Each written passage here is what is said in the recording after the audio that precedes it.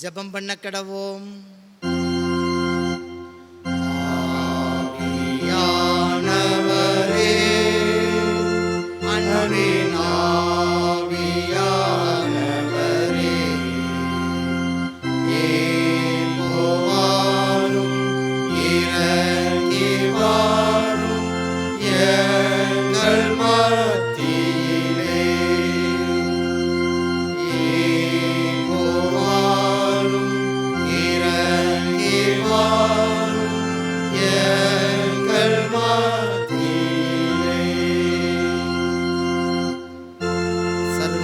ஆண்டவரே, கிருபையின் ஆதரே, நீ தந்திருக்கிற புதிய வாரத்திற்காக ஸ்தோத்திரம் செலுத்துகிறோம்.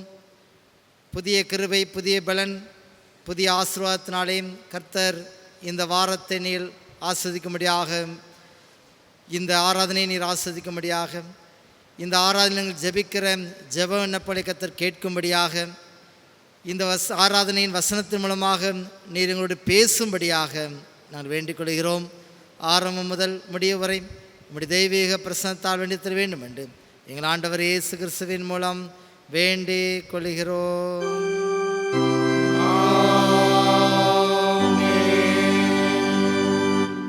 ஆராதனை கீதங்கள் 398, கீதங்கள் 2 பாடுவோம். ஆராதனை கீதங்கள் 398, கீதம் 2.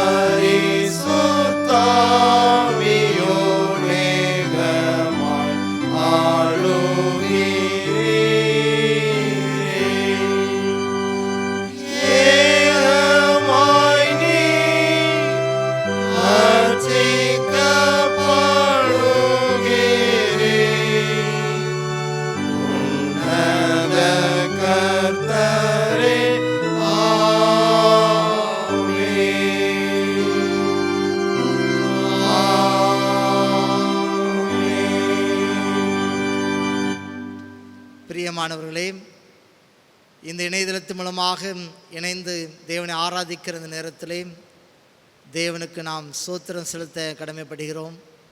கடந்து வந்த பாதை நினைத்து நாம் நன்றி செலுத்த வேண்டும். இக்கட்டான சூழ்நிலைகள், நெருக்கடிகள் இவற்றின் மத்தியிலே கர்த்தருடைய கிருபை நம்மை தாங்கி வழிநடத்துகிறபடியால் நன்றி செலுத்துவோம். விசேஷித்த ஸ்தோத்திரத்தை குறிப்பாக ஆபத்து காலத்தில் என்னை நோக்கி கூப்பிடு என்று சொன்ன கர்த்தரை நோக்கி நாம் கூப்பிடுகின்றோம். ஆண்டவர் நமக்கு செவியெடுக்கிறார்.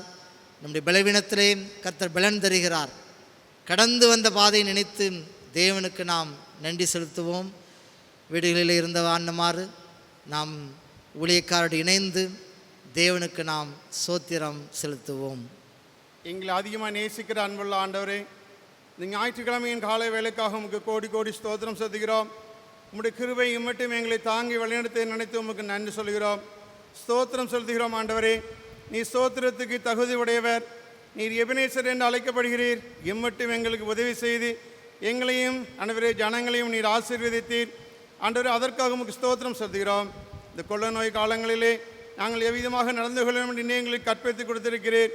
ஆண்டவரே, அன்று இஸ்ரேல் மக்களுக்கு ஆண்டவரே ஆட்டுக்குட்டி அடிக்கப்பட்டது, அவர்களுடைய ரத்தம், ஆட்டுக்குட்டியின் ரத்தம் நிலைக்கால்களை பூசப்பட்டது. அவர்கள் ஆண்டவரே அவர்களுக்கு ஜெயம் கொடுத்தீர். 2020 ஆண்டுகளுக்கு முன்பாக நீர் கொல்கதா மேட்டிலே கல்வாரி சிலுவையிலே எங்களுக்காக நீர் ரத்தம் சிந்தினீர். அந்த இரத்தத்தை நாங்கள் எங்கள் வீடுகளிலே நிலைக்கால்களை பூசியிருக்கிறோம், எங்கள் மேல் நாங்கள் தெளித்திருக்கிறோம். அதற்காக உமக்கு ஸ்தோத்திரம் செலுத்துகிறோம். உம்முடைய ரத்தம் இம்மட்டும் எங்களை பாதுகாத்ததுக்காக ஸ்தோத்திரம். இந்த கொள்ளை நோயிலிருந்து விடுதலை கொடுப்பவரும் நீரே, எங்களை பாதுகாப்பவரும் நீரே. அதற்காக உமக்கு ஸ்தோத்திரம் செலுத்துகிறோம். இந்த ஆராதனையில் உம்முடைய சமூகத்தில் அமர்ந்திருக்கிற ஒவ்வொரு பிள்ளைகளையும் நீர் பாதுகாத்தீர், ஞானத்தோடு பாதுகாத்தீர், பலத்தை கொடுத்தீர், சுகத்தை கொடுத்தீர். அதற்காக உமக்கு ஸ்தோத்திரம் செலுத்துகிறோம்.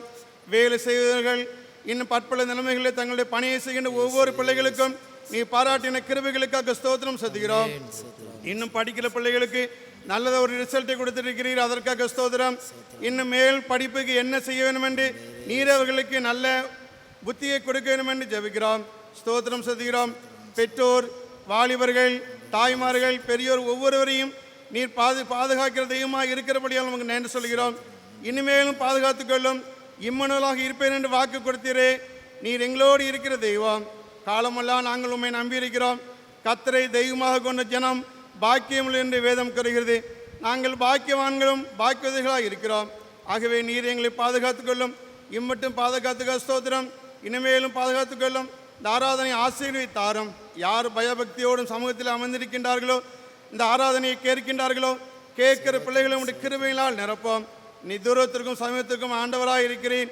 ஆகவே உம்முடைய நாமத்தினாலே அவர்களை ஆசீர்வதிக்கிறோம், ஆலயத்திலிருந்து ஆசீர்வதிக்கிறோம். ஆலயத்திலிருந்து நாங்கள் அவர்களுக்கு ஆண்டவரை நல்ல ஆலோசனைகளை கொடுக்கும்படியாக நீ கொடுத்த கிருபைக்காக ஸ்தோத்திரம். உம்முடைய கிருபை இம்மட்டு தாங்கி வழிநடத்தியது. இன்று இந்த நாளிலும் புதிய புதிய கிருபைகளை நிரப்பி ஆசீர்வதிக்கிற தெய்வம். இந்த ஆராதனை மூலமாக உம்முடைய சமூகத்தில் அமர்ந்து கேட்கிற பிள்ளைகளை நீர் ஆசீர்வதித்து உம்முடைய கிருபையினால் நிரப்ப வேண்டும் என்று எங்கள் கர்த்தராகிய இயேசு கிறிஸ்து மூலமாக வேண்டுகிறோம் பிதாவே.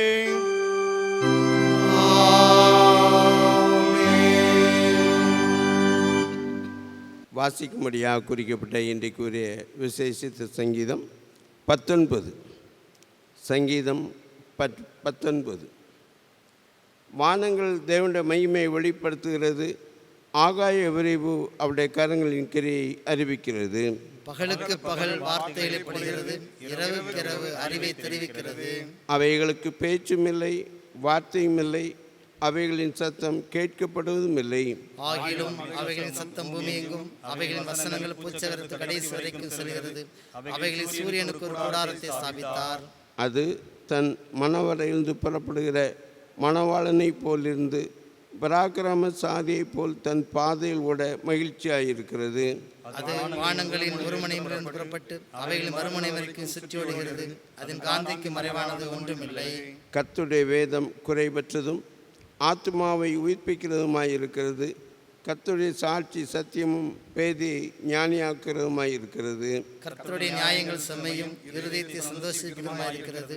கர்த்தருடைய கற்பனை தூய்மையும் கண்களை தெளிவிக்கிறதுமாயிருக்கிறது. கர்த்தருக்கு பயப்படுகிற பயம் சுத்தமும் என்றைக்கும் நிலைக்கிறதுமாயிருக்கிறது. கர்த்தருடைய நியாயங்கள் உண்மையும் அவைகள் அனைத்தும் நீதியுமாயிருக்கிறது. அவைகள் பொன்னிலும் மிகுந்த பசுமணிலும் விரும்பப்படத்தக்கதும் தேனிலும் தேன்கூட்டிலிருந்து ஒழுகும் தெளிதேனிலும் மதுரமாயிருக்கிறது. அன்றியும் அவைகளால் உமது அடியேன் எச்சரிக்கப்படுகிறேன். அவைகளை கை கொள்ளுகிறதுனால் மிகுந்த பலன் உண்டு. தன் பிள்ளைகளை உணர்கிறவன் யார்? மறைவான குற்றங்களுக்கு என்னை நீங்களாக்கும். துணிகரமான பாவங்களுக்கு உமது அடியனை விலக்கி காரும். அவைகள் என்னை ஆண்டுகொள்ள ஒட்டாதிரும். அப்பொழுது நான் உத்தமனாகி பெரும் பாதகத்துக்கு நீங்களாயிருப்பேன். என் கண்மலையும் மீட்பருமாய் கர்த்தாவே, என் வாயின் வார்த்தைகளும் என் இருதயத்தின் தியானமும் சமுத்திரம் பிரீதியா இருப்பதாக.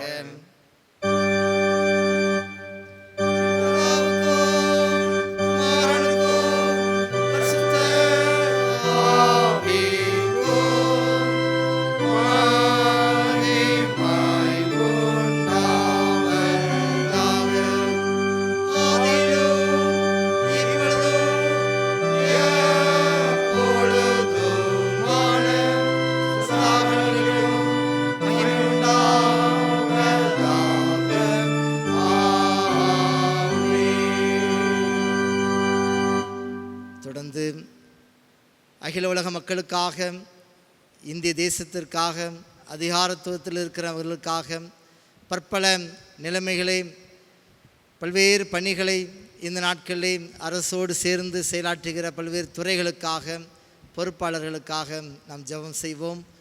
விசேஷமாக பரவி வருகிற இந்த கொள்ளை நோய் தூத்துக்குடி பகுதியில் அதிகமாக இருக்கிற சூழ்நிலை, கர்த்தர் நம்முடைய எல்லை எங்கிலும் இரத்தம் தெளித்து காவல் பெறும்படியுமாக நாம் அதிகமாக ஜெபிக்க கடமைப்படுகிறோம். இப்படிப்பட்ட இந்த சூழ்நிலையிலே கர்த்தர் நம்முடைய பகுதி வாழ் மக்களுக்கு நல்ல சுகம்பலன் ஆரோக்கியத்தை, நம்முடைய அயலகத்தார், நம்முடைய திருச்சபையின் மக்கள் யாவருக்கும் ஆண்டவர் நல்ல சுகத்தை தரும்படியாக வேண்டு செய்வோம். அகில உலக மக்களுக்காக, இந்திய தேசத்திற்காக, நம்முடைய பகுதி வாழ் மக்களுக்காக, நம்முடைய பகுதி எங்கும் கர்த்தருடைய திரு ரத்தத்தினாலே காக்கப்படுவதற்காக, நம்முடைய திருச்சபைக்காக, நம் தனிப்பட்ட குடும்பங்களுக்காகவும் வேண்டுதல் செய்வோம். ஊழியக்காரோடு இணைந்து நாம் வேண்டுதல் செய்வோம். மகா இரக்கமும் கிருபை நிறைந்த எங்கள் அன்பின் ஆண்டவரே, இயேசு கிறிஸ்துவினும் உடைய நாமத்தினாலே உம்முடைய சன்னிதானத்திலே, உம்முடைய ஆலயத்திலே நாங்கள் உம்முடைய நாமத்தை உயர்த்துகிற வண்ணமாய் இந்த ஞாயிற்றுக்கிழமையிலே உம்மை நோக்கி பார்ப்பதற்கு கர்த்தரை பாராட்டின கிருபைக்காக நன்றி செலுத்துகிறோம். ஆண்டவரே, இந்த நாளிலே நாங்கள் பார்க்கின்ற காரியங்கள் எல்லாவற்றையும் நீர் அறிந்திருக்கிறீர். ஆண்டவரே, காலங்கள் உம்முடைய கரத்தில் இருக்கிறதப்பா. நீர் எல்லா காலங்களையும் ஆளுகை செய்கிறவராய் இருக்கிறபடியினாலே உம்மை தவிர எங்களுக்கு வேறு வழி இல்லை என்பதை நாங்கள் அறிந்திருக்கிறோம். ஆண்டவரே, அகில உலகத்தின் மக்களுக்காக நாங்கள் ஜெபிக்கிறோம். அகில உலகமும் ஆண்டவரே இந்த கொரோனாவின் பிடியினாலே வேதனையோடு, துக்கத்தோடு, துயரத்தோடு இருக்கிற சூழ்நிலைகளை நீர் அறிவீர். ஆண்டவரே, வல்லரசுகள் என்று அழைக்கப்பட்டாலும் ஆண்டவரே அவைகளெல்லாம் ஒன்றுமில்லை என்று உணர்ந்து கொள்ளத்தக்கதாய் ஆண்டவரே இந்த கொரோனாவின் பிடியினாலே அகில உலக மக்கள் பாடுபடுகிறது நீர் அறிவீர். ஆண்டவரே, இந்த பாடுகளிலிருந்து எங்களுக்கு விடுதலையை கொடுப்பீர். கொடுக்கிற தெய்வம் நீர் ஒருவர் தான் என்பதை நாங்கள் அறிந்திருக்கிறோம். எங்களுக்காக ஆண்டவரே கல்வாரி சிலுவையிலே உம்முடைய ரத்தத்தை சிந்தினதினாலே ஆண்டவரே மீட்பை நீர் அருளி செய்ததினாலே, மீட்பராய் நீர் இருக்கிறபடியினாலே அந்த மீட்பின் செய்தியை அறிவிக்கிறவர்களாய் நாங்கள் காணப்பட ஆண்டவரே இந்த கொரோனாவின் பிடி மாற நீர் கிருபை செய்ய வேண்டும் என்று ஜெபிக்கிறோம். ஆண்டவரே, எங்களுடைய தேசத்திற்காக, இந்திய தேசத்திற்காக நாங்களுடைய கரத்தில் வருகிறோம். ஆண்டவரே, தேசமே பயப்படாதே, மகிழ்ந்து களிகூறு, கர்த்தர் பெரிய காரியங்களை செய்வார் என்று சொன்ன உடைய வார்த்தையின்படி ஆண்டவரே உம்முடைய காரியங்கள் நிறைவான ஆண்டவரே இந்த பலவீனங்களை மாற்றுகிற வல்லமை உடைய தேவன் என்பதை அறிகிற வண்ணமாய் இந்த மக்கள் ஒவ்வொருவரும் உம்மை அறிந்து உம்முடைய நாமத்தை மகிமைப்படுத்துகிற வண்ணமாய் ஆண்டவரே கூடிய சீக்கிரத்தில் இந்த கொரோனாவின் ஆண்டவரே இந்த பிடியிலிருந்து விடுவிக்க போகிற கிருபைக்காக உமக்கு நன்றி செலுத்துகிறோம். ஆண்டவரே, ஆளுகை செய்கிறவர்கள், அதிகாரிகள், ஆண்டவரே இதன் மூலமாய் செயல்படுகிற ஆண்டவரே இந்த காரியங்களை குறைபடுத்துகிற மக்கள் ஒவ்வொருவரையும் நீர் பேர் பேராய் நீர் ஆசீர்வதியும். அவர்களுக்கும் தேவ பாதுகாவலை நீர் கட்டளையிட வேண்டும் என்று செபிக்கிறோம். ஆண்டவரே, குறிப்பாக எங்களுடைய தூத்துக்குடி பட்டணத்திற்காக ஆண்டவரே, தூத்துக்குடி மாவட்டத்திற்காக உம்மை நோக்கி பார்க்கிறோம். ஆண்டவரே, கவலையோடு, கண்ணீரோடு, பயத்தோடு, திகிலோடு, வேதனையோடு, துக்கத்தோடு, துயரத்தோடு ஆண்டவரே உம்மை நோக்கி பார்க்கிற மக்களை நீர் கண்ணோக்கி பாரும். ஆண்டவரே, பயப்படாதே, நான் உனக்கு துணை நிற்கிறேன் என்று சொல்லி உம்முடைய தெய்வீக திட்டத்தை ஒவ்வொரு மக்களின் வாழ்விலும் நீர் இடைபட வேண்டும் என்று ஜெபிக்கிறோம். உம்முடைய கரத்தை நீட்டி உம்முடைய வல்லமையினால் நிரப்பி ஒவ்வொரு மக்களையும் திகையாதே, கலங்காதே, நான் உன் தேவன் என்று சொல்லி நீர் திருவுள்ளம் பற்றுகிற கிருபைக்காக உமக்கு நன்றி செலுத்துகிறோம். எல்லா பலவீனங்களை மாற்றும், பலப்படுத்தும், தைரியப்படுத்தும், சந்தோஷப்படுத்தும் சமாதானத்தின் தேவன் சத்ருவின் சகல போராட்டங்களையும் எங்கள் காலின் கீழ் போட்டு மிதிக்கத்தக்கதாய் உம்முடைய வல்லமையினால் ஆளுகை செய்ய வேண்டும் என்று மீட்பர் இயேசு கிறிஸ்துவின் நாமத்தினாலே ஜெபிக்கிறோம் எங்கள் ஜீவனுள்ள பிதாவே.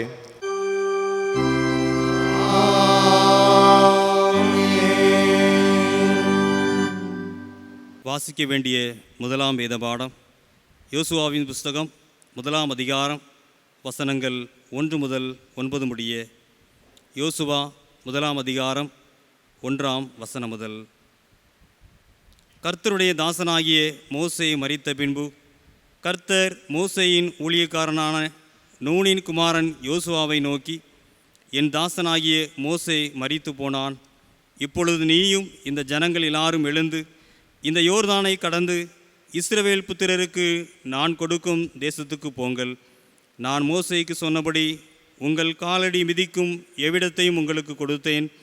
வனாந்தரமும் இந்த லீபனோனும் தொடங்கி ஐபிராத்து நதியான பெரிய நதி மட்டுமுள்ள ஏத்தியரின் தேசம் அனைத்தும், சூரியன் அஸ்தமிக்கிற திசையான பெரிய சமுத்திரம் வரைக்கும் உங்கள் எல்லையாயிருக்கும்.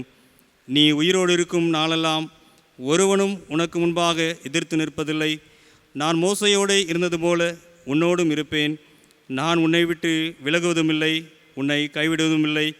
பலம் கொண்டு திடமனதாயிரு. இந்த ஜனத்தின் பிதாக்களுக்கு நான் கொடுப்பேன் என்று ஆணையிட்ட தேசத்தை நீ இவர்களுக்கு பங்கிடுவாய். என் தாசனாகிய மோசே உனக்கு கற்பித்த நியாயப்பிரமாணத்தின்படியெல்லாம் செய்ய கவனமாயிருக்க மாத்திரம் மிகவும் பலங்கொண்டு திடமனதாயிரு.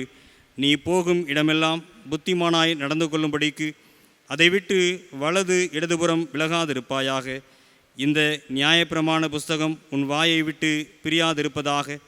இதில் எழுதியிருக்கிறவைகளின்படியெல்லாம் நீ செய்ய கவனமாய் இருக்கும்படி இரவும் பகலும் அதை தியானித்து கொண்டிருப்பாயாக. அப்பொழுது நீ உன் வழியை வாய்க்க பண்ணுவாய். அப்பொழுது புத்திமானுமாய் நடந்து கொள்வாய். நான் உனக்கு கட்டளையிடவில்லையா? பலங்கொண்டு திடமனதாயிரு. திகையாதே, கலங்காதே.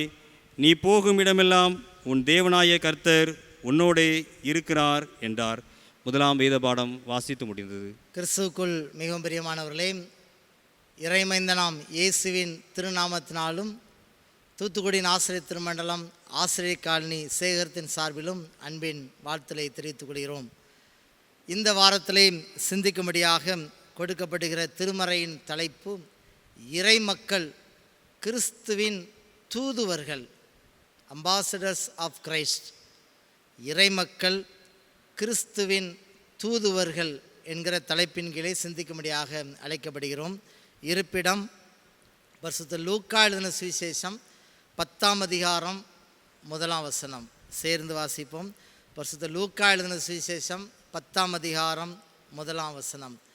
இவைகளுக்கு பின்பு கர்த்தர் வேறே 70 பேரை நியமித்து தாம் போகும் சகல பட்டணங்களுக்கும் இடங்களுக்கும் அவர்களை தமக்கு முன்னே 2 பேராக அனுப்பினார். இறைமக்கள், கிறிஸ்துவின் தூதுவர்கள்.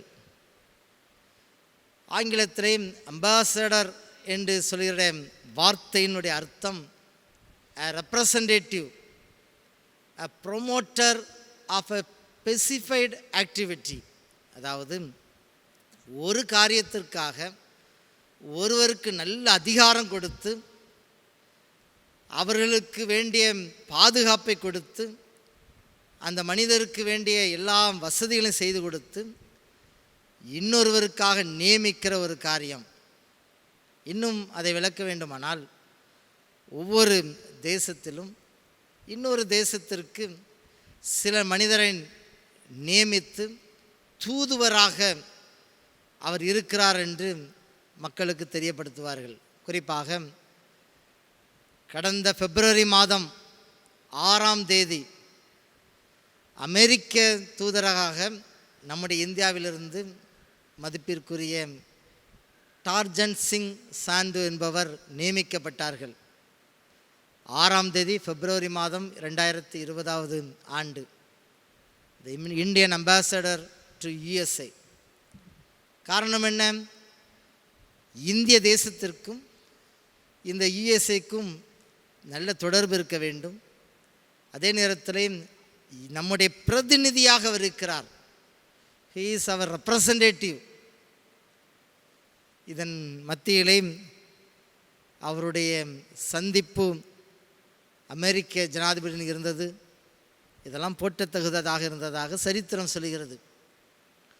ஒரு நாட்டின் சார்பாக வேறு நாட்டில் இந்த அரசால் பணி அமர்த்தப்படுகிற பிரதிநிதி ஒரு நோக்கத்தோடு அதிகாரத்தை கொடுத்து, சிறப்பு அங்கீகாரம் கொடுத்து இவர் நியமிக்கிற ஒரு காரியம்.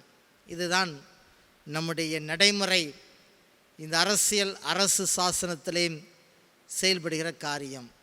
அதே போல் ஒவ்வொரு இடத்திற்கும் தூதரகம், எம்பாசி நியமித்து சில சிறப்பு அங்கீகாரங்கள், அதிகாரங்கள் கொடுக்கப்படுகிறதையும் அறிகின்றோம். இந்த சூழ்நிலையிலே கிறிஸ்தவ கண்ணோட்டம், இறைமக்கள் அனைவருமே கிறிஸ்துவினுடைய பிரதிநிதிகள், அம்பாசடர்ஸ் ஆஃப் கிரைஸ்ட், தூதுவர்கள் என்பதை நாம் அறிய வேண்டும் என்பதை இந்த நாளிலே தென்னிந்திய திருச்சபை நமக்கு கற்றுக் கொடுக்கிறதை பார்க்கின்றோம். ஆம், இறைமக்கள் நாம் யாவரும் கிறிஸ்துவினுடைய பிரதிநிதிகள். we are the representative of God. கடவுளுடைய பிரதிநிதிகளாக இருக்கிறோம், கிறிஸ்துவின் தூதுவர்களாக இருக்கிறோம் என்பதை நாம் ஒரு நாள் மறக்கக்கூடாது. இந்த தியான பகுதி லூக்கா 10ஆம் அதிகாரம் 1ஆம் வசனத்திலே இயேசு வேறு 70 பேரை நியமிக்கிறார், அப்பாயிண்ட் பண்ணுகிறார். அவரை நியமிக்கிற ஒரு காரியம். இந்த 6ஆம் தேதி பிப்ரவரி மாதம் 2020 ஆண்டிலே அமெரிக்க தூதராக இவரை நியமித்து அனுப்புகிறதை பார்க்கிறோம். இங்கு இயேசு 70 பேரை நியமிக்கிறார், அனுப்புகிறார். தாம் போகும் சகல பட்டணங்களுக்கும் இடங்களுக்கும் அவர்களை தமக்கு முன்னே 2 பேராக அனுப்பினார். இது தெளிவாக காட்டுகிறது என்பதை நாம் உணர்கிறோம். பிரதிநிதியாக நியமிக்கிறார், கட்டளை கொடுக்கிறார், சிறப்பு அங்கீகாரம் கொடுக்கிறார், சிறப்பு அதிகாரத்தை கொடுக்கிறார், இந்த பணி நியமத்துடன் இடங்களை கொடுக்கிறார், அனுப்புகின்றார். இதன் அடிப்படையில் பார்க்கும் பொழுது கர்த்தர் நம் ஒவ்வொருவரையும் தூதுவராக பயன்படுத்துகிறார். நாம் ஒவ்வொருவரும் திருச்சபையின் மக்கள், நாம் ஒவ்வொருவரும் ஆண்டவருடைய தூதுவர்களாக இருக்கிறோம். இந்த உலக பிரகாரமான கண்ணோட்டம், இந்த வசனத்தினுடைய ஒரு மேலோட்டம், இவற்றின் மத்தியிலே வேதத்திலே காணப்படுகிற சில தூதுவர்களின் காரியத்தை நாம் சிந்திக்கும்படியாக அழைக்கப்படுகிறோம். வேதத்தில் கர்த்தரின் தூதுவர்களாக பயன்படுத்தப்பட்டவர்களில் சிலர், முதலாவது பார்க்கும் பொழுது மோசே. இவர் கர்த்தரால் தெரிந்து கொள்ளப்படுகிறார். நன்றாக அறிய வேண்டும், வெகு ஜனத்தை இயக்குவதற்கு கர்த்தர் தனி மனிதனை தேர்ந்தெடுக்கிறார். The mass movement had happened. ஒரு மிகப்பெரிய ஒரு மாற்றம் ஏற்பட்டது. அதிகமான ஜனத்தை வழிநடத்துவதற்கு ஒரு நபரை ஆண்டவர் தன்னுடைய தூதுவராக, தன்னுடைய பிரதிநிதியாக தேர்ந்தெடுக்கிறதை பார்க்கிறோம். இப்பொழுது நமக்கு கேள்வி ஏற்படலாம், அவர்தானே உலகத்தை படைத்தார், அவர்தானே மனுக்குலத்தை சிருஷ்டித்தார், பொறுப்புகளை ஆண்டவர் தானே தருகிறார், பின்ன ஏன் மனிதன் தேவை? இதுதான் வேதத்தின் ரகசியம். ஒரு மனிதனை ரட்சிப்பதற்கு, மனுக்குலத்தை மீட்பதற்கு ஆண்டவர் மனிதனை தேடுகிறார். இது கர்த்தரின் நியமம். இங்கு ஒரு கூட்ட ஜனங்கள் வேதனைப்படுகிறார்கள், கூக்குரலிடுகிறார்கள். அவர்களை விடுவிப்பதற்கு, வெகு ஜனத்தை விடுவிப்பதற்கு ஒரு மனிதனை ஆண்டவர் தூதுவராக பயன்படுத்துகிறார். ஒரு கூட்ட ஜனங்களை ரட்சிப்பதற்கு ஒரு தனி மனிதனை தூதுவராக பயன்படுத்தினதை இந்த பகுதியிலே நாம் அறிகின்றோம். யாத்திராகமம் 3ஆம் அதிகாரம் 9 முதல் 10ஆம் வசனத்திலே பார்க்கும் பொழுது இஸ்ரவேலின் புத்திரரின் கூக்குரல் கேட்டது. அதாவது அதிகமான ஜனங்களின் சத்தம் கேட்கிறது. ஆனால் இவர் என்ன சொல்கிறார்? நீ என்று சொல்லி ஒருவரை குறிப்பிடுகிறார். கிறிஸ்துவுக்குள் பிரியமானவர்களே, அதிகமான ஜனங்கள் இருக்கலாம், அவற்றில் ஆண்டவர் ஒருவரை நியமிக்கிறதுடைய அர்த்தம், இது ஒரு மனிதனின் மூலமாக சமுதாயத்தில் மிகப்பெரிய மாற்றம். இன்றைக்கு கிறிஸ்துவுக்குள் நாம் வேறு கொண்டிருக்கிறோம், வளர்கின்றோம். நாம் ஒவ்வொருவரும் ஒரு நோக்கத்தோடு அழைக்கப்படுகின்றோம். நீ நீ நீ என்று ஆண்டவர் நம் ஒவ்வொருவரையும் பார்த்து சொல்லுகிறார். ஒருவரை கொண்டு பெரிய மாற்றத்தை ஆண்டவர் உலகிலே நிலைநிறுத்த முடியும். நீ இஸ்ரேல் புத்திரராகிய என் ஜனத்தை எகிப்திலிருந்து அழைத்து வரும்படி பார்வோனுக்கு அனுப்புவேன், வா, அனுப்புவேன் வா என்று ஆண்டவர் அழைத்து அவரை அனுப்புகிறதை பார்க்கிறோம். ஒரு கூட்ட ஜனங்களை விடுவிப்பதற்கு ஒரு மனிதனை ஆண்டவர் தேர்ந்தெடுக்கிறார். இந்த பணிக்காக தம்முடைய தூதுவராக தேர்ந்தெடுப்பதற்கு முட்செடியை ஆண்டவர் பயன்படுத்தினார். சாதாரண ஒரு முட்செடி, ஒரு கோல், நெருப்பு, இதை ஆண்டவர் பயன்படுத்தினார். இன்னும் அதை ஆராய்ந்து பார்த்தால் இந்த மோசே ஒரு மாற்றுத்திறனாளி. Moses hate speech problem. யாத்திராகமம் 4ஆம் அதிகாரம் 10ஆம் வசனத்திலே பார்க்கின்றோம், நான் வாக்கு வல்லவன் அல்ல, திக்கு வாயும் மந்த நாவும் உள்ளவன். ஒரு மாற்றுத்திறனாளியை பயன்படுத்தி சமுதாயத்திலே மிகப்பெரிய மாற்றத்தை ஏற்படுத்துவதற்கு ஆண்டவர் இவரை அனுப்புகிறதை பார்க்கிறோம். அனுப்புகிற ஒரு அதிகாரத்தை கொடுக்கிறார், ஒரு வாக்கு கொடுக்கிறார். 12ஆம் வசனம், நீ போ, நான் உன் வாயோடு இருந்து நீ பேச வேண்டியதை உனக்கு போதிப்பேன், நான் உன் வாயோடு இருப்பேன். அதாவது இவருக்கு பிரச்சனை எதில் இருக்கிறது? இந்த நாவிலே இருக்கிறது, வாயிலே இருக்கிறது. நான் உன் வாயோடு இருப்பேன், அதாவது உன்னுடைய பலவீனத்திலே நான் இருப்பேன், உன்னுடைய பலவீனத்திலே என் பலன் பூரணமாய் விளங்கும். பிரியமானவர்களே, கர்த்தர் நம்மை பயன்படுத்தும் பொழுது நோ மேட்டர் அவர் லிமிட்டேஷன்ஸ், சில பலகீனங்கள் இருக்கலாம். இந்த மாற்றுத்திறனாளி இருந்த இந்த மோசே அதே மாற்றுத்திறனாளியுடைய அதே இடத்திலே அது அவர் நாவோடு இவர் இருந்து பேசுகிறதை பார்க்கிறோம்.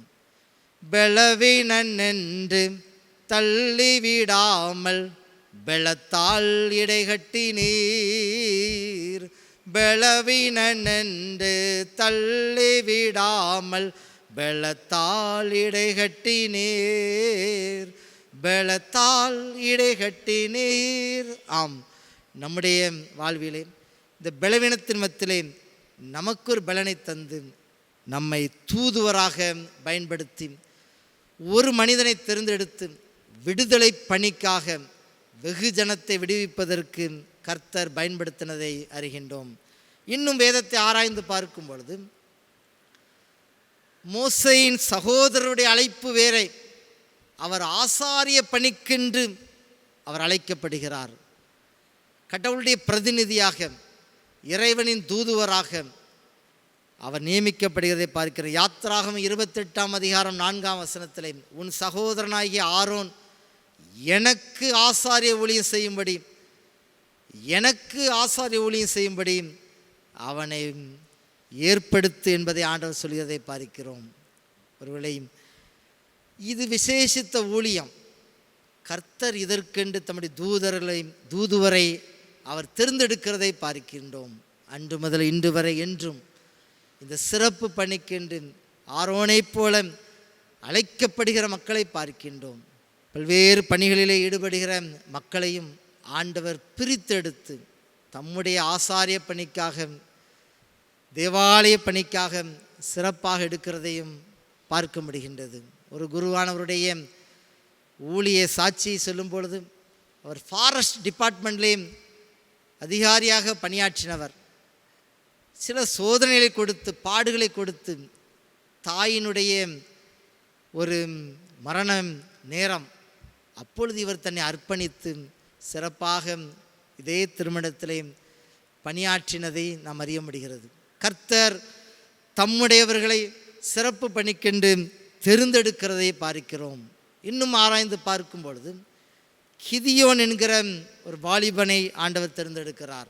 நியாயாதிபதியின் புஸ்தகம் 6ஆம் அதிகாரம் 14ஆம் வசனத்திலே, அப்பொழுது கர்த்தர் கிதியோனை நோக்கி பார்த்து, உனக்கு இருக்கிற இந்த பலத்தோடே போ, நீ இஸ்ரவேலை மீதியானின் கைக்கு நீங்களாக்கி ரட்சிப்பார், உன்னை அனுப்புகிறவர் நான் அல்லவா, யூ ஆர் மை ரெப்ரசன்டேட்டிவ், நீ யார்? என்னுடைய பிரதிநிதி. இறைமக்கள் கிறிஸ்துவின் பிரதிநிதிகள், கிறிஸ்துவின் தூதுவர்கள் என்ற சிந்தையிலே நாம் வசனத்தை தியானித்து கொண்டிருக்கிற நேரத்திலே, இந்த கிதியோன் தேசத்தை பாதுகாக்க, தேசத்திற்காக திறப்பிலே நிற்கிறார். தேசத்தை பாதுகாக்கும் வீர பணிக்கு ஆண்டவர் இவரை தேர்ந்தெடுக்கிறார். இவருடைய பலவீனம் என்ன? இவர் மாற்றுத்திறனாளி கிடையாது. மனதிலே ஒரு மாற்றம், மாற்றுத்திறனாளி, மனதிலே ஒரு ஊனம், ஒரு கோழையாக பயந்து போய் ஒளிந்து கொண்டிருக்கிறார். இவர் தேசத்தை பாதுகாக்கும் தூதுவராக வீர பணிக்கு ஒரு கோழையை ஆண்டவர் தேர்ந்தெடுத்தார், உருவாக்கினார். கிதியோன் தூதுவராக தேர்ந்தெடுப்பதற்கு இங்கு ஆண்டவர் ஒரு தூதனை பயன்படுத்துகிறார். அந்த தூதன் இந்த கிதியோனரை பார்த்து அழைக்கின்றதை பார்க்கின்றோம். 6ஆம் அதிகாரம் 12ஆம் வசனம். தூதனானவர் அவனுக்கு தரிசனமாகி, பராக்கிரமசாலிய கர்த்தர் உன்னோடே இருக்கிறார் என்று சொல்கிறதை பார்க்கிறோம். கிறிஸ்துவுக்குள் பிரியமானவர்களே, தேசத்தின் பாதுகாப்பிற்கு அன்று மனிதனை ஆண்டவர் தேர்ந்தெடுக்கிறார். இன்றும் தேசத்தை பாதுகாப்பதற்கு, அழிவில் இருக்கிற தேசத்தை இந்த அழிவிலிருந்து மீட்டெடுப்பதற்கு, பாதுகாப்பற்ற சூழ்நிலைக்கு தேசத்தை ஆண்டவருடைய வலது கரத்தினாலே வல்ல கரத்தினாலே பாதுகாப்பதற்கு இன்றைக்கு மனிதனை ஆண்டவர் தேர்ந்தெடுக்கிறார். இறைமக்கள், கிறிஸ்துவின் தூதுவர்கள். நம் ஒவ்வொருவரையும் நம்முடைய பலவீனத்தின் மத்தியிலே ஆண்டவர் பலப்படுத்தி, நான் உன்னோடு கூட இருக்கிறேன். உன்னுடைய குடும்பம் ஒரு சாதாரண குடும்பமாக இருக்கலாம், உன்னுடைய மன உளைச்சல், மனவேதனையோடு இருக்கலாம். நீ வேண்டும் தேசத்திற்காக போராடுவதற்கு, தேசத்திற்காக திறப்பிலே நிற்பதற்கு, எளியவனை வலிமையான காரியத்திற்கு தூதுவராக தேர்ந்தெடுக்கும் கர்த்தர். தேசத்தை பாதுகாக்க திறப்பிலே நிற்கும், தேசத்தை பாதுகாக்க வைராக்கியம் கொள்ளும் மனிதரை கர்த்தர் தேடுகிறார். நீங்களும் நானும் இந்த நாளிலே கர்த்தரின் தூதுவராக, அன்று கிதியோன் தேசத்தின் பாதுகாப்பாக தேர்ந்தெடுக்கப்பட்டது போல நாம் இருக்கிறோம் என்பதை அறிந்து கொள்ள வேண்டும். இன்னும் நாம் ஆராய்ந்து பார்க்கும் பொழுது, ஒரு அதிபதியை சுகப்படுத்த ஒரு அடிமையை தேர்ந்தெடுக்கிறார் கர்த்தர்.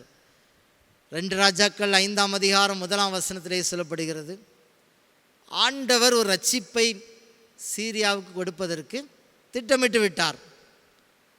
2 ராஜாக்கள் 5ஆம் அதிகாரம் 1ஆம் வசனம். கர்த்தர் சீரியாவுக்கு ரட்சிப்பை கட்டளையிட்டார். ஆகவே அந்த சீரிய படைத்தளபதிய நாகமானுக்கு சுகம் வேண்டும், குஷ்டரோகியாக இருக்கிற அவருக்கு சுகம் கொடுக்க வேண்டும் என்று ஆண்டவருடைய திட்டம். ஆண்டவருடைய திட்டத்தை நிறைவேற்றுவதற்கு, இந்த அதிபதி சுகம் பெறுவதற்கு ஒரு அடிமையை தூதுவராக ஆண்டவர் பயன்படுத்துகிறார். இந்த நல்ல ஆலோசனை திருப்பணி இந்த சிறுமி செய்கிறதை பார்க்கிறோம். 3ஆம் வசனம். அவள் தன் நாச்சியாரை பார்த்து, என் ஆண்டவன் சமாரியாவில் இருக்கிற தீர்க்க தரிசனத்தில் போவாரானால் நலமாயிருக்கும், அவருடைய குஷ்டத்தை நீக்கி விடுவார் என்று சொல்லி நல்ல ஆலோசனை சொல்லுகிற திருப்பணி செய்கிறதை பார்க்கிறோம். இன்னும் அதை ஆராய்ந்து பார்க்கும் பொழுது, மிகப்பெரிய மனிதரை ரட்சிப்பதற்கு சிறுமியை தூதராக தேர்ந்தெடுக்கிறார். கொரியா தேசத்திலே பாலியாங்கிசோ இவருடைய ஊழியம் வெகு சிறப்பாக நடைபெறுகிறது அறிகின்றோம். லட்சக்கணக்கான மக்கள், உலகிலேயே பெரிய தேவாலயம், இந்த ஆராதனை நடைபெறுகிறது. இதற்கு பின்னணியை பார்க்கும் பொழுது, பலவீனத்தோடு சுகவீனத்தோடு இருந்த பாலியாங்கிசோ அவர்களை ஒரு சிறுமி சந்தித்து வேதத்தை கொடுத்த ஒரு காரியம். மிகப்பெரிய மனிதரை ரட்சிப்பதற்கு சிறுமியை, சிறுவர்களை ஆண்டவர் தூதுவராக தேர்ந்தெடுத்ததை பார்க்கின்றோம். இன்றைக்கும் தேர்ந்தெடுக்கிறதை நாம் உணர்கின்றோம். அதிபதியை சுகப்படுத்த அடிமையின் ஒரு அறிவை ஆண்டவர் பயன்படுத்தினார். என் ஆண்டவர் சமாரியாவில் இருக்க தீர்க்கதரிசி போவாரானால் நலமாயிருக்கும் என்று சொல்லி இந்த அடிமையின் அறிவு, ஒரு அடிமையின் அனுபவத்தை பயன்படுத்தினார். புதிய ஏற்பாட்டின் சரித்திரங்களை நாம் ஆராய்ந்து பார்த்தால், பரிசுத்த பவுலடியாரை ஆண்டவர் தூதுவராக தேர்ந்தெடுக்கிறார். இவர் யார்? சபையை பாழாக்கினவர், சபையை அழித்து கொண்டிருந்தவர். இவரை குறித்து வேதத்திலே சொல்லும்பொழுது அப்போஸ்தலர் 8:3 சொல்லப்படுகிறது. சவுல் வீடுதோறும் நுழைந்து புருஷரின் ஸ்திரீகள் இழுத்து கொண்டு போய் காவலில் போடுவித்து சபையை பாழாக்கி கொண்டிருந்தான். இங்கு ஒரு வித்தியாசமான ஒரு அழைப்பை பார்க்கின்றோம். அழிக்க பிரயாசப்பட்டு செயல்பட்டவரை உருவாக்குவதற்கு ஆண்டவர் பயன்படுத்துகிறார்.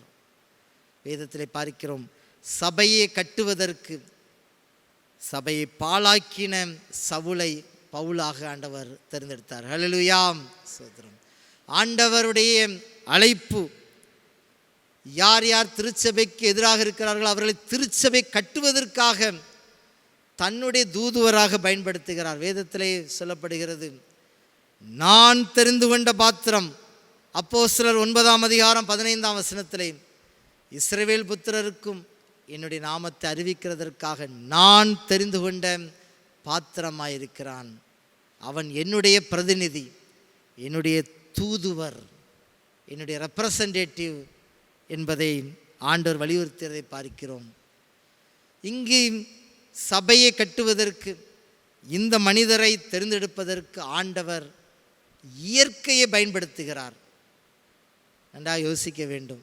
இங்கு தூதனையோ அல்லது அறிவையோ பயன்படுத்தவில்லை.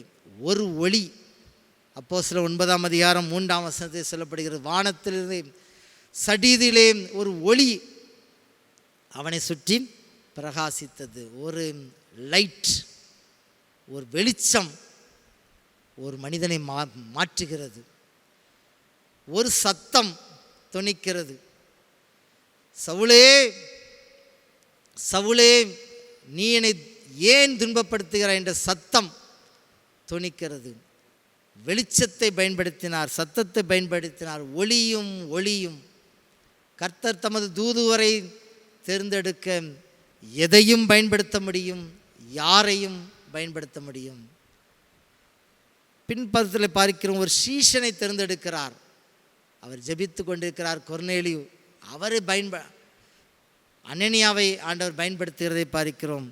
ஜெபித்து கொண்டிருந்த அனனியாவை ஆண்டவர் பயன்படுத்துகிறார். ஒரு கூடையை பயன்படுத்துகிறார். அப்போஸ்தலர் நடபடியின் புத்தகம் 9:25 ஒரு கூடையை கொண்டு காப்பாற்றி, என்னுடைய பிரதிநிதி இவர் எப்படி இருக்க வேண்டும், சுகமாக இருக்க வேண்டும், பாதுகாப்பாக இருக்க வேண்டும் என்று கூடையை பயன்படுத்துகிறார். கிறிஸ்துவுக்குள் பிரியமானவர்களே, திருச்சபையை கட்டுவதற்கு மனிதனை ஆண்டவர் தேடுகிறார். அழிக்க முற்பட்ட, அழித்து கொண்டிருந்த சவுலை கட்டுவதற்கு பயன்படுத்தினதை பார்க்கிறோம். திருச்சபையை கட்டும் ஊழியம், திருச்சபையின் வளர்ச்சி பணிகளை ஆண்டவர் நம் மூலமாக, நம்முடைய தாளந்துகள் திறமையின் மூலமாக ஒரு தூதுவராக நம்மை எடுத்து பயன்படுத்துகிறார். நம்முடைய பலவீனங்கள் இருக்கலாம், நாம் ஜெபிக்கிற ஜெபம், நாம் கொடுக்கிற காணிக்கைகள், கொடுக்கிற நேரம், ஆலோசனைகள், சக்தி, உளிரோடு தோள் கொடுக்கிற காரியம், இவற்றின் மூலமாக ஒரு பிரதிநிதியாக, ஒரு ரெப்ரசன்டேட்டிவாக திருச்சபையை ஆண்டவர் கட்டுகிறார். வளர்ந்து பெருகும் திருச்சபைக்கு நாம் ஒவ்வொருவரும் கடவுளின் தூதுவர்களாக காணப்படுகிறோம். சுவிசேஷத்தை அறிவிக்க ஆண்டவர் நம்மை தேர்ந்தெடுக்கிறார். உதாரணமாக இங்கு அப்போஸ்தலர் 8:25 பார்க்கின்றோம். பிலிப்பு என்கிற ஒரு மனிதரை ஆண்டவர் தேர்ந்தெடுத்து, அப்போஸ்தலனாகிய தேர்ந்தெடுத்து ஊழியத்திற்கு பயன்படுத்துவதை பார்க்கிறோம். 25 அப்போஸ்தலர் 8:25. பிலிப்புவை 26 பிலிப்புவை நோக்கி எழுந்து தெற்கு முகமாய்ப்போ, காசா பட்டணத்துக்கு போகிற வனாந்தரமாய்ப்போ. காரணம் என்ன? ஒரு தனி ஊழியத்திற்கு, சுவிசேஷம் செய்வதற்கு. அந்தப்படி அவன் எழுந்து போகிறார். அங்கு ஒரு மந்திரி, ஒரு மினிஸ்டர் ரட்சிக்கப்படுகிறார். ஹல்லேலூயா. ஆண்டவர் ஒரு மந்திரியை சுவிசேஷத்தின் மூலமாக கிறிஸ்துவை அறிந்து கொள்வதற்கு ஆண்டவர் இந்த பிலிப்புவை தெரிந்தெடுத்ததை பார்க்கின்றோம். நம்முடைய உரையாடல்கள், நம்முடைய பிரயாணங்கள், நம்முடைய செயலாற்றல்கள் தனி ஒரு மனிதனை மாற்ற வேண்டும். சுவிசேஷத்தை அறிவிக்க தூதுவரை கர்த்தர் தேடுகிறார். நாம் கர்த்தரின் தூதுவர்கள், கிறிஸ்துவின் தூதுவர்கள். இந்த நாளிலே நாம் அதை சிந்திக்கின்றோம். கர்த்தர் நம்மை தூதுவராக பயன்படுத்துவதற்கு நாம் எப்பொழுதும் ஆயத்தமாக இருக்க வேண்டும். அன்று மோசே தன்னை ஆயத்தப்படுத்தி கொண்டு கர்த்தரால் தேர்ந்தெடுக்கப்படுகிறது, அர்ப்பணிக்கிறதை பார்க்கிறோம். பலவீனத்தோடு இருந்த அந்த மோசையை, ஒரு மாற்றுத்திறனாளியை கர்த்தர் வல்லமையாக எடுத்து பயன்படுத்துகிறார். சிறப்பு பணி செய்வதற்கு ஆரோனை கர்த்தர் ஒரு தூதுவராக எடுத்து பயன்படுத்தினார். ஒரு அடிமையை கொண்டு அதிபதியை மாற்றம் செய்வதற்கு கர்த்தர் ஒரு சிறு பெண்ணை பயன்படுத்தினார். விசேஷமாக பலவீனத்தோடு ஒளிந்து போய் பயந்து போயிருந்த கிதியோனை தேசத்தின் பாதுகாப்பிற்காக, தேசத்திற்காக திறப்பிலே நிற்பதற்கு ஒரு தூதுவராக கர்த்தர் அவரை பயன்படுத்தினார். திருச்சபையை அழித்து கொண்டிருந்த இந்த சவுலை ஆண்டவர் திருச்சபையை கட்டுவதற்கு அவர் பயன்படுத்தப்பட்டார். ஒரு எதிராளியை, திருச்சபையின் எதிராளியை திருச்சபையின் பாதுகாப்பாளராக பயன்படுத்தினதை பார்க்கிறோம். ஒரு அழிப்பவரை உருவாக்குவராக ஆண்டவர் பயன்படுத்தினார். இங்கு பார்க்கிறோம், ஒரு ஒளியை கொண்டு, ஒரு சத்தத்தை கொண்டு ஆண்டவர் பயன்படுத்தி தம்முடைய தூதுவராக தேர்ந்தெடுக்கிறதை அறிகின்றோம். இன்றைக்கு திருச்சபையின் வளர்ச்சி பணிகளுக்கு, சுவிசேஷ பணிகளுக்கு, தேசத்திற்காக நாம் மன்றாடுவதற்கு, தேசத்தின் பாதுகாப்பிற்காக நாம் திறப்பிலே நிற்பதற்கு, தனி ஒரு மனிதனுடைய வாழ்விலே ஒரு ரட்சிப்பை கொடுப்பதற்கு, விசேஷமாக திருச்சபையின் பல்வேறு பணிகளை செய்வதற்கும் நாம் தூதுவர்களாக அழைக்கப்படுகிறோம். கர்த்தர் நம் ஒவ்வொருவரையும் தூதுவராக ஆண்டவர் பயன்படுத்துகிறார். நம் ராஜாதி ராஜாவின் தூதுவர்கள். நாம் என்ன செய்ய வேண்டும்? ஆண்டவரே, நான் என்ன செய்ய சித்தமாயிருக்கிறீர் என்று அங்கு சவுல் தன்னை அர்ப்பணிக்கின்றார், கிதியோன் தன்னை அர்ப்பணிக்கின்றார், மோசே தன்னை அர்ப்பணிக்கின்றார், சிறுமி தன்னை அர்ப்பணிக்கின்றார், பிலிப்பு தன்னை அர்ப்பணிக்கின்றார். இதே போல நாமும் அர்ப்பணித்தேன் என்னை முற்றிலுமாய் என்று நம்மை அர்ப்பணித்து தூதுவர்களாக ஆண்டவர் நம்மை பயன்படுத்தட்டும். குறிப்பாக தேசத்திற்கும் சமுதாயத்திற்கும் திருச்சபைக்கும் கர்த்தர் நம்மை ஒரு தூதுவர்களாக எடுத்து பயன்படுத்துவாராக. ஆமேன், ஆமேன். இவைகளுக்கு பின்பு கர்த்தர் வேறே நியமித்து தாம் போகும் சகல பட்டணங்களுக்கும் இடங்களுக்கும் அவர்களை தமக்கு முன்னே 2 பேராக அனுப்பினார். கிறிஸ்துவின் தூதுவர்களாக அழைக்கப்பட்டிருக்கிற நாம் அர்ப்பணித்தேன் என்னை முற்றிலுமாய் அற்புதநாதாம் உம் கரத்தில் என்ற பாடலை சேர்ந்து பாடுவோம். கன்வென்ஷன் கீதங்களிலே 183வது பாடல் சேர்ந்து பாடுவோம்.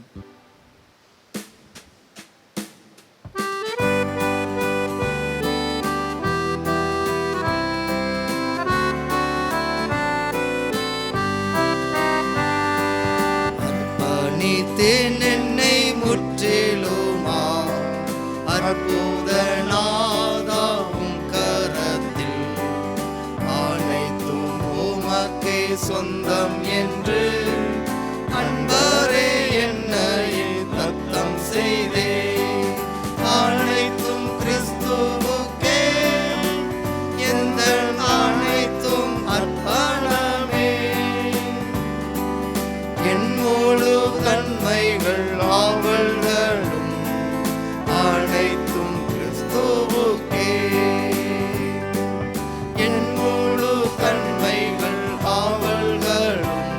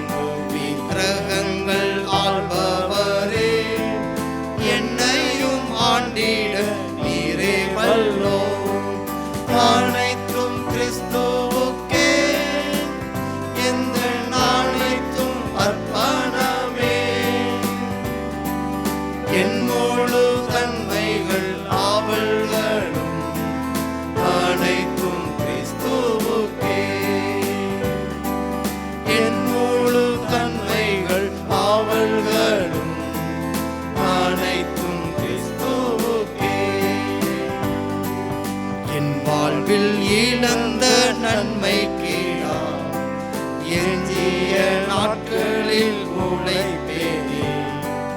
நீ தந்த ஈவு வரங்கள் யாவும் உம் பணி சிறந்திட முற்றும் தந்தே.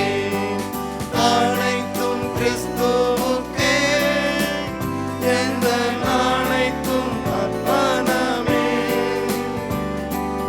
என் முழு தன்மைகள் ஆவல்கள் அனைத்தும் கிறிஸ்துவுக்கே. என் முழு தன்மைகள் ஆவல்களும் அனைத்தும் கிறிஸ்துவுக்கே. பிதாவே, எங்களை அர்ப்பணிக்கின்றோம்.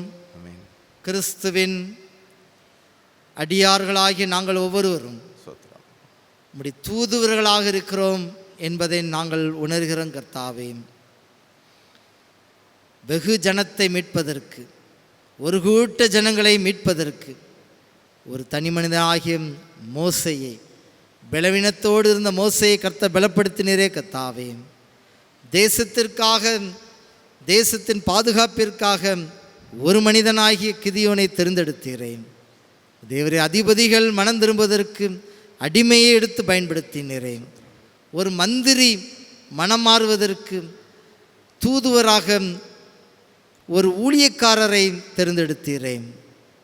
திருச்சபை அளித்தவரை திருச்சபையை கட்டுவதற்காக தெரிந்தெடுத்தீரேன். சோத்திர செலுத்துகிறோம். திறப்பிலே நிற்பதற்கு எங்களை அர்ப்பணிக்கின்றோம். நாங்கள் ஒவ்வொருவரும் தேசத்திற்காக ஜெபிக்க வேண்டிய தூதுவர்கள். கர்த்தர் எங்களை பார்க்கிறீர், எங்களை எதிர்பார்க்கிறீர். எங்களுக்காக இறைவேண்டல் செய்து உம்முடைய சன்னிதானத்தில் பிரார்த்திக்கிற ஆண்டவரே, தேசத்திற்காக ஜெபிக்க மாட்டானாம், திறப்பில் நிற்க மாட்டீர்களாம் என்று மனிதனை நீர் தேடுகிறீர் கர்த்தாவே. நீர் மனிதனை தேடுகிறீர். மனிதனை ரட்சிப்பதற்கு, மனுக்குலத்தை மீட்பதற்கு மண்ணுலகிலே மனிதனை நீர் தேடுகிறீரே. நாங்கள் கிறிஸ்துவின் மந்தைகள், கிறிஸ்துவின் உடையவர்கள், ஒவ்வொருவரும் உம்முடைய தூதுவர்களாக இருக்கிறோம். எங்கள் மூலமாக உம்முடைய நாமம் மகிமைப்படட்டும். நாங்கள் பாரத்தோடு ஜெபிக்கிறோம். இந்த நாளிலே தொடர்ந்து ஆண்டவரே தேசத்திற்காக நாங்கள் ஜெபிக்கிறோம். அதிகாரத்துவத்தில் மக்களுக்காக ஜெபிக்கிறோம். பாதுகாப்பை கர்த்ததாமே தேசத்துக்கு தரும்படியாக ஜெபிக்கிறோம். கொள்ளை நோயை அகற்றும்படியாக ஜெபிக்கிறோம். சேஷமாக ஆண்டவரே தேசத்திலே சிறு பிள்ளைகளுடைய பாதுகாப்பு ஒரு கேள்விக்குறியாக இருக்கிற சூழ்நிலை. பெண் பிள்ளைகள், சிறு பிள்ளைகளின் பாதுகாப்பிற்காக ஜெபிக்கிறோம். கர்த்ததாமே ஆண்டவரே சமாதானத்தை தேசத்துக்கு தாரும். நீதி நியாயத்தை நிலைநாட்டுகிற ஆண்டவரே இந்த நீதிமன்றங்களுக்காக ஜெபிக்கிறோம். அநியாயங்கள் தலைவிரித்தாடப்படிய சூழ்நிலை கர்த்தர்தாமே நீர் வலிமையாக எடுத்து பயன்படுத்துவீராக. ஒவ்வொரு நீதிபதிகளுடைய தூதுவர்களாக எடுத்து பயன்படுத்துவீராக. நியாயம் புரட்டாட்டப்படவே கூடாது கர்த்தாவே. தொடர்ந்தான தேவரே தூத்துக்குடி பகுதி மக்களுக்காக ஜெபிக்கிறோம். எங்கள் தெருவில் வசிக்கிற மக்களுக்காக ஜெபிக்கிறோம். ஆண்டவரே பகுதியிலே உடைய ரத்தம் தெளிக்கப்படட்டும் கர்த்தாவே. தேவரே கொள்ளை நோயை முற்றிலுமாக அகற்றும்படியாக ஜெபிக்கிறோம். உடைய பாதுகாப்பு தாரும். இதன் மத்தியிலே கர்த்தர் தருகிற பலத்துக்காக மீண்டும் சோத்திர செலுத்துகிறோம். நாங்கள் ஒவ்வொருவரும் உடைய தூதுவர்களாக இருக்கிறோம். எங்களை எடுத்து பயன்படுத்தும். எங்கள் மூலமாக உடைய நாம மகிமைப்படட்டும்.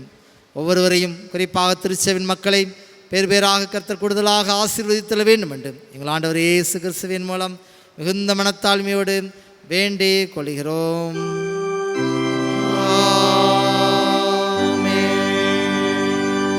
நமது ஆண்டவராய் இயேசு கிறிஸ்துவின் கிருபையும் பிதாவாய் தேவன் அன்பும் பரிசுத்த ஐக்கியம் சிநேகமும் உங்கள் அனைவருடைய எப்போது இருப்பதாக.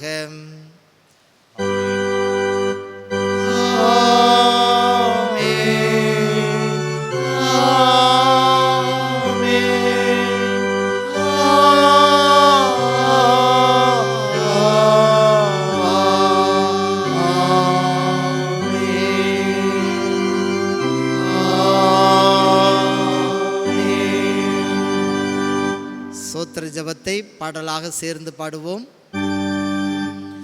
என் ஆத்துமாவே கர்த்தரை ஸ்தோத்திரி, என் முழு உள்ளமே அவர் பரிசுத்த நாமத்தை ஸ்தோத்திரி.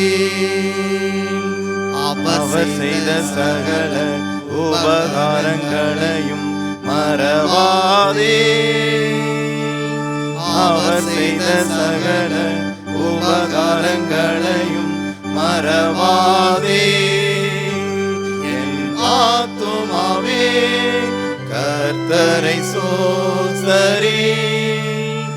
என் முழு உள்ளமே அவர் பரிசுத்த நாமத்தை சோஸ்தரி.